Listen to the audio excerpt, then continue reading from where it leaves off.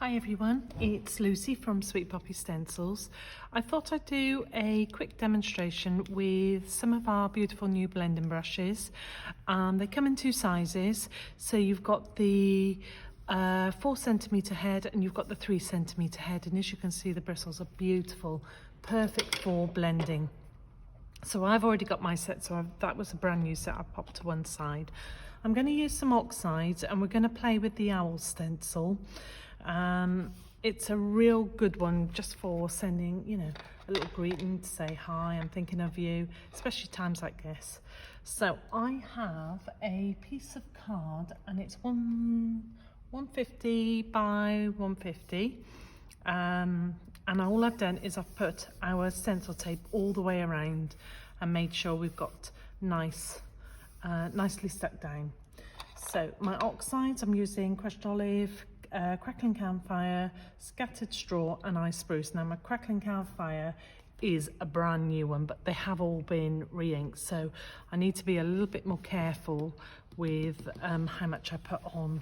So my lightest colour, as you can see, just goes on so smooth with these brushes. Yeah, I've used for years the smoothies, but I think I'm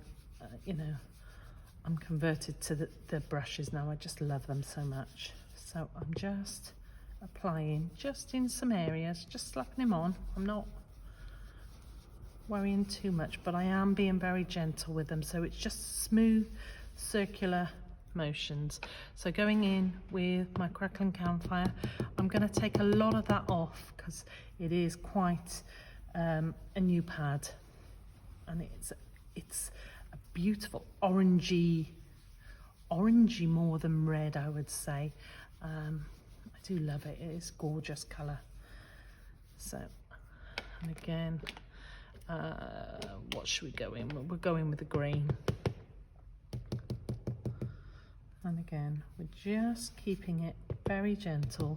You can add, you can never really get it away once it's on there. Although you can dab with water and take it off bit by bit that way. So try not to get mud. I'm just getting a nice soft blend, more of a background. And as you'll all have seen with the spreader, you can get the most beautiful technique with the distress inks that Eileen does, and it is a fabulous technique, and it's well worth watching and investing in inks and tools like that. So again, we're going in with yellow.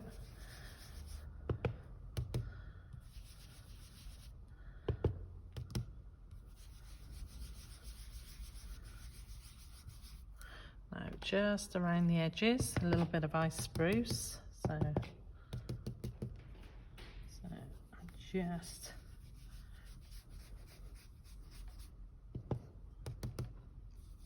keeping an eye that my tape doesn't lift.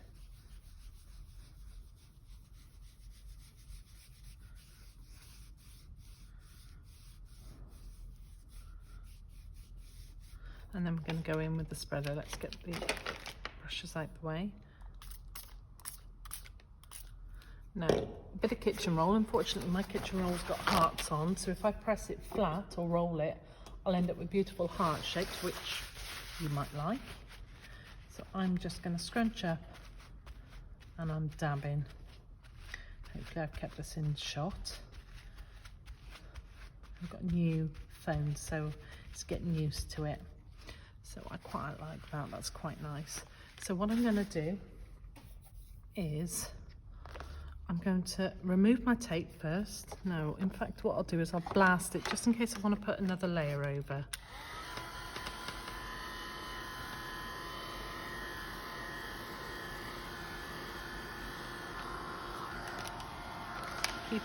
Try and keep your card flat, because if your stencil goes on and it's buckled, it's going to push your stencil up.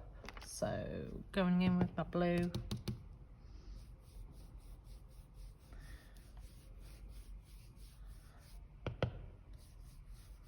And we're just building up. bit by bit. Got to remember to keep this short. I haven't got my timer on me at the moment, so it's just a very quick random video for you guys. So I'm just taking my tape off, being careful that I don't catch my card, because I've got very fluffy, the Mont Blanc from Anna Marie is fabulous for the paste and things like that, but it's almost got like a felt surface, so I'm just being very careful with it. So I quite like that. I'm quite pleased with that. So get rid of my inks. So my scattered straw, ice spruce, crushed olives, and new crackling campfire, which I love. So, okay. So we're going in magnetic sheet. Never ever changes. Always using my magnetic sheet. So I'm popping that on. And I'm just going to move it across a little bit. Lovely. And I'm going to move it to there. Okay. And to there.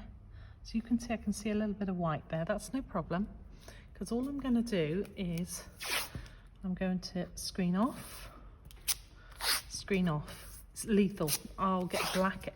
Whether or not I try it or not to, I can guarantee I will get black marks no matter how much.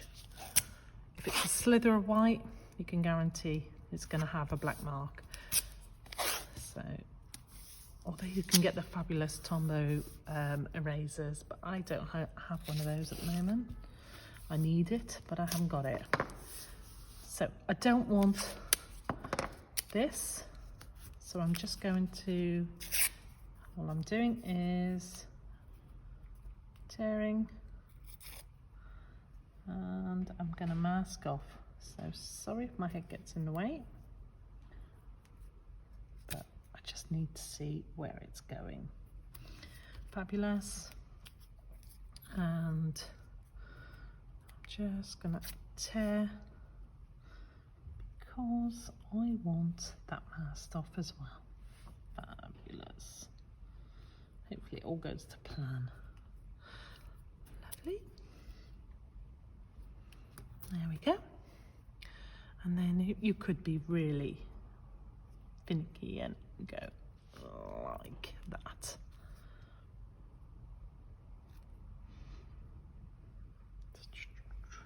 And just squeeze my head.